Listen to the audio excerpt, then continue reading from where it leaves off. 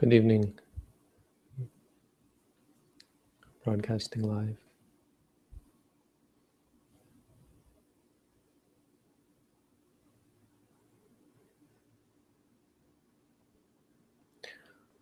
So, today's quote starts with the word eta. Eta is a very powerful word. It's very iconically Buddhist. It's a really good Dhammapada verse that starts with eta. Eta pasattimang lokang. Come look at this world. And then see if I can find that verse.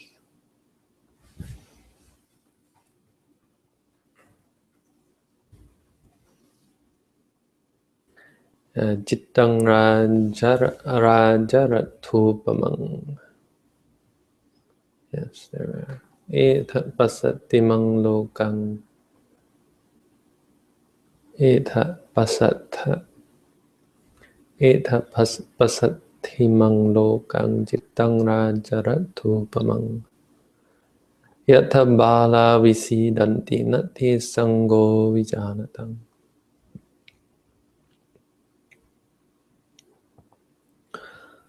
Come look, come, eta.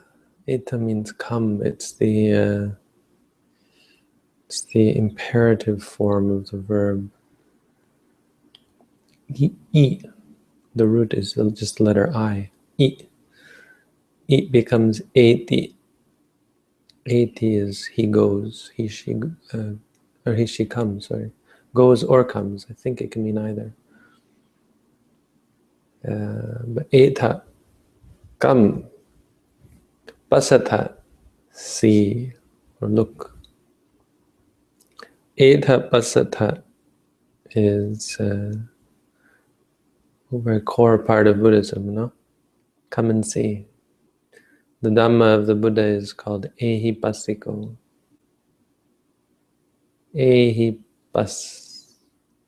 Passa. Ehipassata, passati. And then ika. Passika, something that can be seen. Ehipassika, something that can be seen, something that you can come and see. It's a very odd word. Because ehi is actually imperative, come. Ehipassika, something that you can say about it, come and see. Something that invites you to come and see. Something about which you can say, this is come and seeable. It's interesting that becomes a word because this is something that the Buddha says often, eta pasata. And so the Dhammapada verse is, eta pasattimang lokang, come look at this world. Cittang rajaratupamang, that is decked out in the mind like a king's chariot. It appears to the mind to be bejeweled, to be golden, to be royal, like a royal chariot, all decked out. Yatha bala visidanti, this world which the fool sinks into, visidati, becomes mired in. Nati sango vijanatang, but in regards to which there is no association by the wise, vijanatang.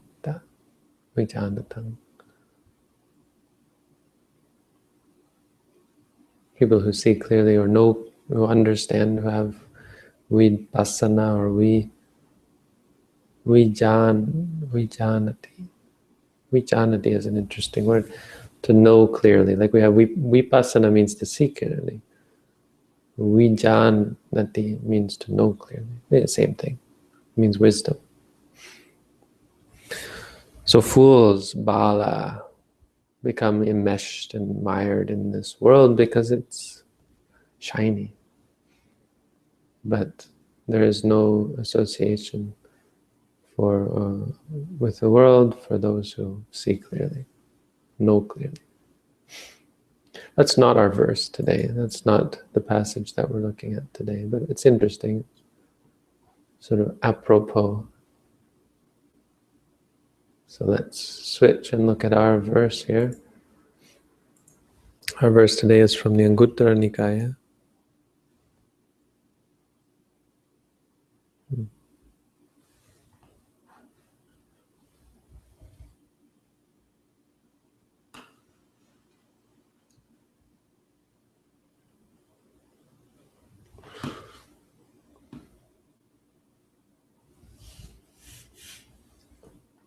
Sorry, it's from the Anguttara Nikaya. It's actually a set of verses.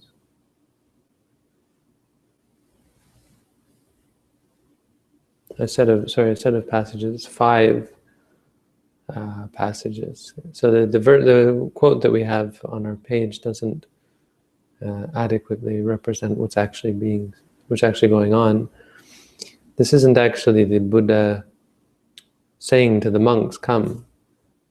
What he says is, "Ye te ananda bhikkhu nava achira babajita adunagata imang dhammavinayang." Whatever monk is newly gone forth, adunagata. What does that mean? Aduna agata, have recently come. Imang dhammavinayang, to this dhammavinaya. Devo ananda, they by you ananda. Devo ananda bhikkhu, those bhikkhus ananda by you. Samadapetaba, should be enjoined, should be incited, should be rallied, should be exhorted. Panchasu dhammesu, in regards to 5 dhammas. So the neat thing about this quote is there's actually 5 things. It's part of a bigger set. If you just take that quote out of context, it actually, it's a little bit, well, it's a good one. It's an important one, but there's 5 aspects to this. That's why you can't really easily quote the Buddhas, because you have to understand the context and understand it's much deeper than just quoting something. In this case, there's 5 parts. It says 5 things new you should tell people who come new. So, as with much of the Buddha's teachings, it's talking about the monks, but it fits just as well with lay people who have come to meditate for the first time. They should also be exhorted with these sorts of things. And which 5? Oh, so samadapetaba, they should be enjoined or they should be caused to take up. Samadapetaba, you should encourage them to take up. Nivesetaba, you should establish them in it, encourage them to become settled in these things. Patithapitaba, you should cause them to be established in these things, settled, established, and to take up these things. Which 5? And then he gives 5 quotes. Eta tumhe auso, come you friend. Silavahuta, be moral, be ethical. Patimokkha samvara samutta viharata, dwell guarding the rules, guarding ethical precepts. Amongst them, we got lots of rules. The patimokkha, that's what it's referring to, but you can adapt it. It means just be ethical. Achara gochara sampanna, Know your pasture. Know what is your pasture and what is not.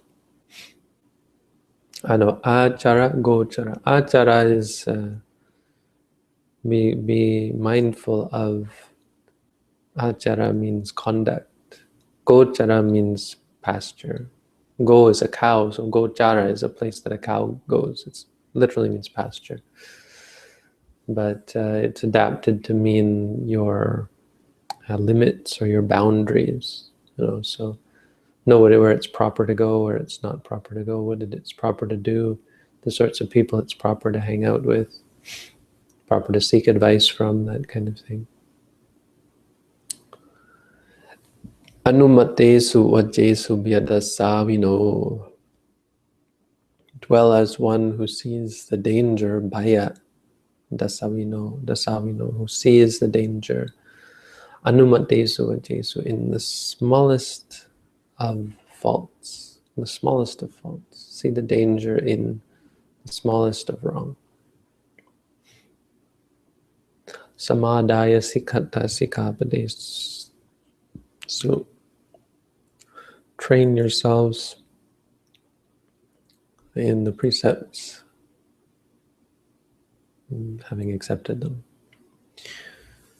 So the first thing he says is be ethical. Be aware of the proper conduct, behavior, speech of a monk. I mean, he's talking about monks. What is proper behavior for a monk? Understand that. It goes for meditators as well. When you come to do a meditation course, you have to know what is proper etiquette in a monastery, in a meditation center, and just in general, because we're at a much higher standard as Buddhists. Buddhism isn't a practice for mediocrity. Buddhists are and should be held to a higher standard, just because of calling themselves Buddhists. Once you call yourself Buddhist or you follow the Buddhist way, you have to be held to a higher standard, because that's all it is. That's what being a Buddhist means. It's not about faith or belief or names or anything. You're a Buddhist if you cultivate higher things. So yes, that's the first one. The second one is the one we have in the quote. Etad tum he avuso, come, O friend. Indre sugutta dwara viharata. Dwell as one who has guarded the doors of the senses. Gutta dwara, with the doors guarded. Indriyesu, of the senses. So the senses are doors. Guard them. This is how mindfulness works. The Buddha talks often about this. It works as a guard. Like if you have a gate to a city, you only let in people who are trustworthy.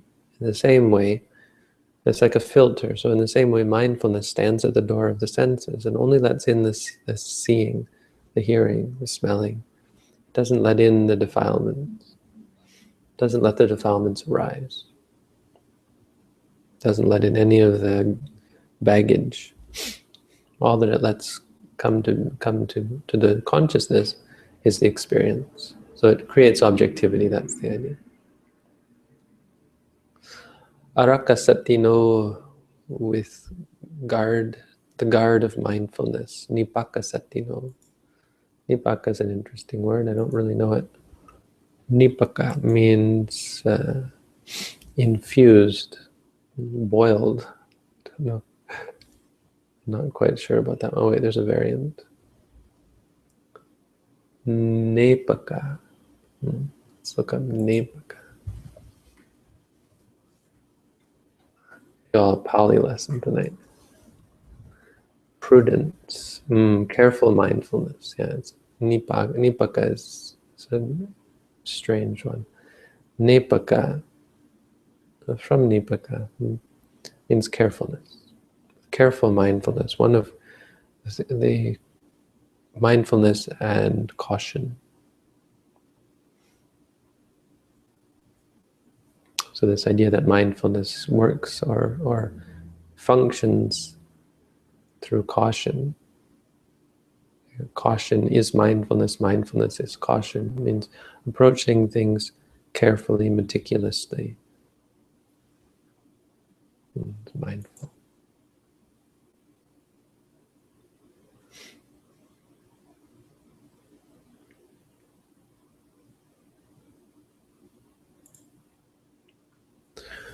And then he launches into this.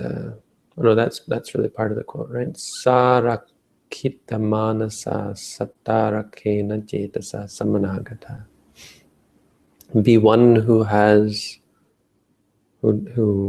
is accomplished or has attained a mind guarded by mindfulness. With a guarded mind, become one who has a mind guarded with mindfulness. It's a bit awkward in English. It's just the way they speak in Pali. And it's the way the Buddha would speak. It's a rhetorical tool of repeating yourself in different ways. So, sarakita manasa means be one, if I'm reading this correctly, be one who has a mind that is well guarded. Sattarakena jetasa samanagata. Be one who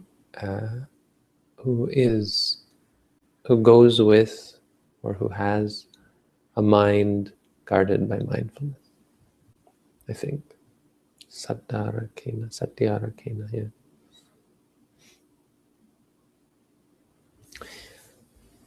So they should be established in guarding the senses. So the first one is established in guarding the patimokkha. The second one is guarding the faculties. And then the third one, eta tumhe avuso appabhasa hota. Be one who talks a little. Appabhasa, one who talks only a little. Bhasse paryanta karino.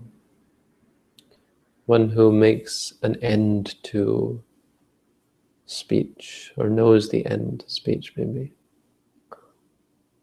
Paryanta karino, restricted, who has limited speech. There you go, the Buddha actually does say it. Bhase paryanta karino, one who limits one's speech. Puts a boundary on one's speech, yeah, that's what it means.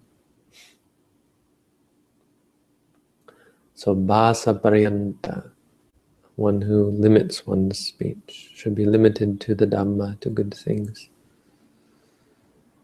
Eta tume, number 4, eta tume avuso aranyika hota. Be one who dwells in the forest. Aranya vanapatani pantani senasanani patisevata. Patisevata means use or indulge in, makes use of makes use of dwellings that are secluded in the forest. Aranyika, be one who dwells in the forest. In general, kaya upakase.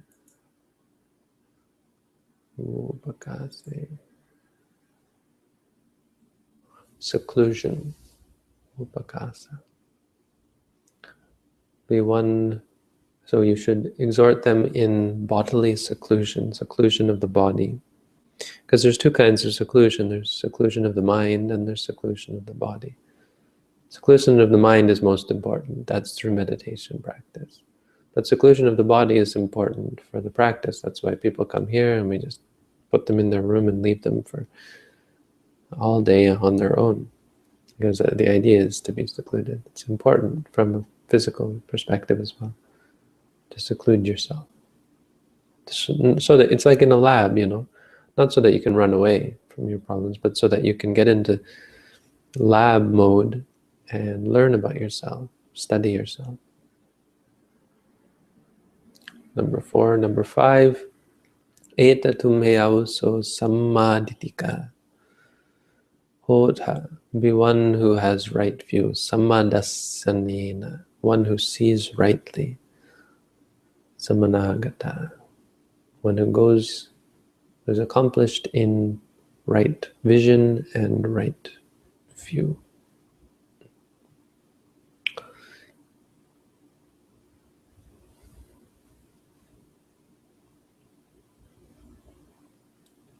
And right view I've talked about. I actually talked about it last Saturday. Right view, there are 5 types of right view actually. I didn't mention this last time. I talked about it a bit differently.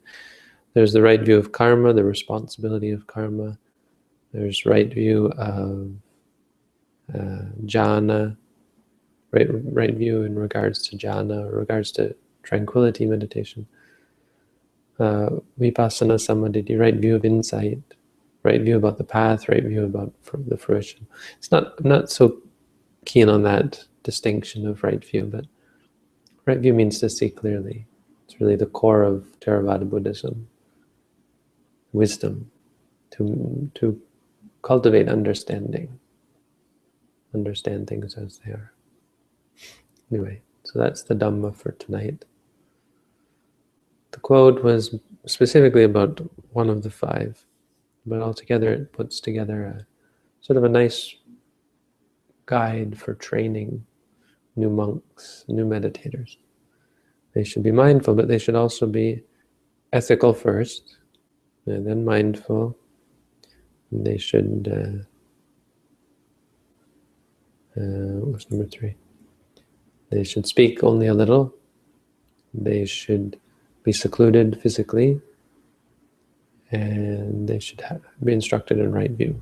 They should be encouraged to cultivate right view. So focused on that, really, that's the focus of our meditation. The meditation isn't just to calm down, it isn't just to relax. We're focused on trying to see clearly. That's an important aim for us to focus on in our meditation. Okay, so that's the Dhamma for tonight.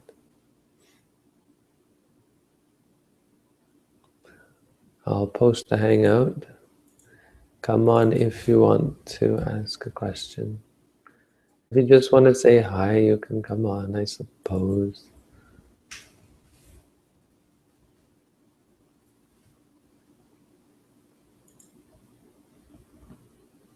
Pile on, I don't mind.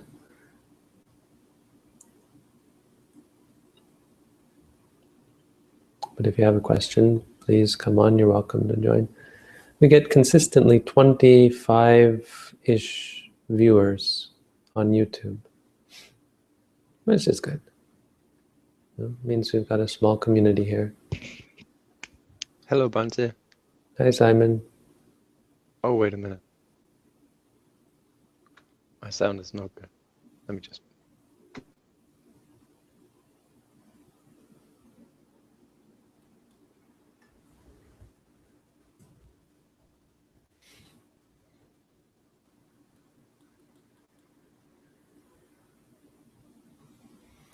There are no questions. I'll just wish you all a good night.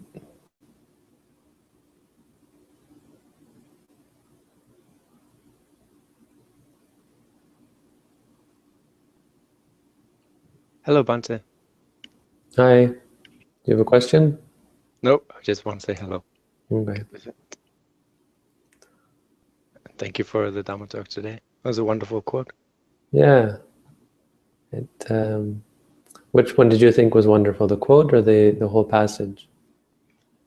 I mean, the whole passage really, but the quote really struck me as well. Just the 2 lines there. I wasn't all that struck by it. I found it kind of confusing. Oh, how is that? Well, watchfully mindful, carefully mindful with the ways of the mind well watched. Maybe not confusing, but I just knew right away it wasn't quite what was being said. It's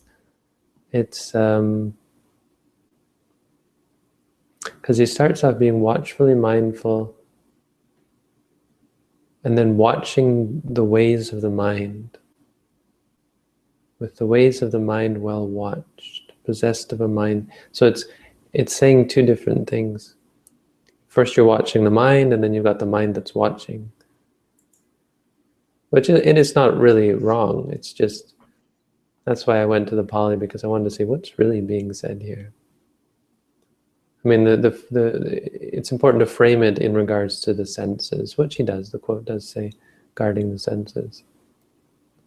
But it's araka satino, nipaka satino, which is just this rhetorical tool of repeating the same thing in different words, with mindfulness as a guard, with mindfulness and